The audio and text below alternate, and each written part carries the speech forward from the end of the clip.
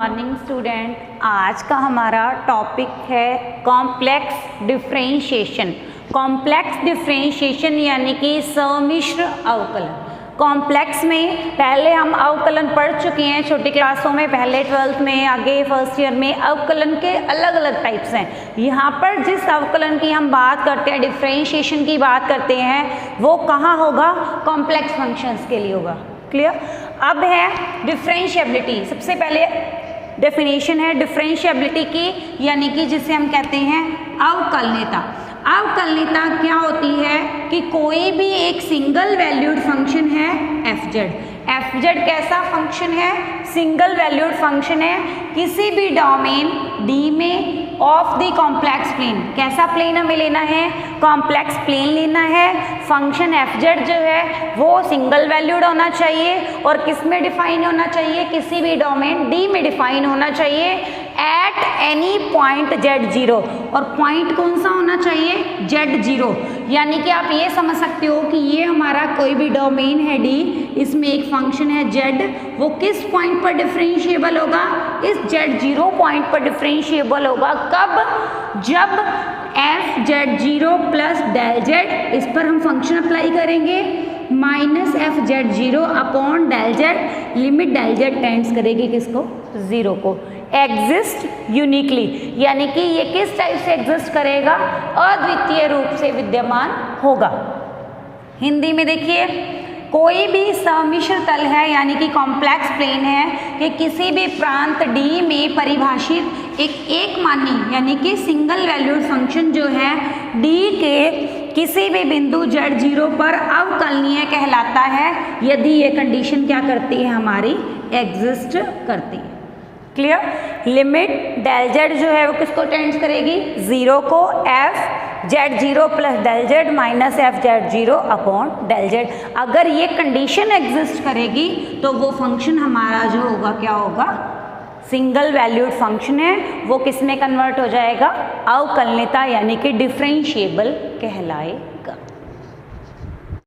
Next इसमें show that f z equal to z की power n differentiable at every point of n belongs to N.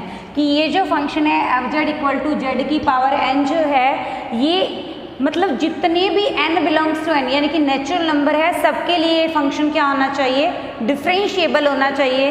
ये हमें प्रदर्शित करना है, प्रूफ करना है। तो देखिए, सबसे पहले डिफरेंशिएबिलिटी की definition, f dash z is equals to limit del z tends to zero f z plus del z minus f of z upon del z. Clear? अब हम क्या लिखेंगे? Limit del z tends to zero, function में put करो z plus del z की power n, और यहाँ पर आ गया जेड की पावर एन डिवाइड में डेल जेड। एक फॉर्मूला होता है बाइनॉमियल एक्सप्रेशंस में, क्या फॉर्मूला होता है?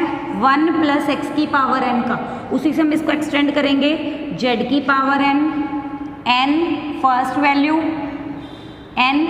वैल्यू डेल जेड और जेड की पावर एन माइनस 1 अपॉन में 1। नीचे अगली वैल्यू आ जाएगी plus n minus 1, factorial 2 means 2 ही आएगा, डेल जेड का होल स्क्वायर जेड की power n minus 2 and so on. और लास्ट वैल्यू हमारे पास क्या है? जेड की पावर माइनस एन। ये नेगेटिव वैल्यू है, ये पॉजिटिव और ये नेगेटिव कट गया और पूरे के डिवाइड में हमारे पास है डेल जेड। तो देखिए, डेल जेड कट गया, सिर्फ क्या रह गया हमारे पास? Limit del z tends to zero, एक एन रह गया और एक जेड की पावर एन माइनस 1। अगली वैल्यू में एक डेल जेड है, दूसरा स्क्वायर है, तो एक डेल जेड कट गया, क्या रह गया? एक डेल जेड रह गया हमारे पास, डेल जेड रह गया और जेड की पावर एन माइनस 2। क्लियर? अब देखिए, डेल जेड जीरो को टेंड्स करेगा, इसमें तो डेल जेड है नहीं, इसमें डेल जेड है, सेकंड वैल्यू क्या हो गई? जीरो। सिर्फ फर्स्ट वैल्यू से हमारा आंसर क्या आ जाएगा? एन जेड की पावर एन माइनस 1। हमारे पास फंक्शन क्या आ गया? एन जेड की पावर एन माइनस 1। तो हम क्या लिख सकते हैं? Function f z is equal to z की पावर एन इज डिफरेंशिएबल, क्या लिख सकते हैं, is differentiable at z belongs to n belongs to n. N belongs to n का मतलब कि किसी भी नेचुरल नंबर को हम यहाँ पे पुट करके चेक कर सकते हैं, जितने भी पॉइंट्स होंगे सभी बिंदुओं के लिए ये की फंक्शन क्या होगा, डिफरेंशिएबल होगा।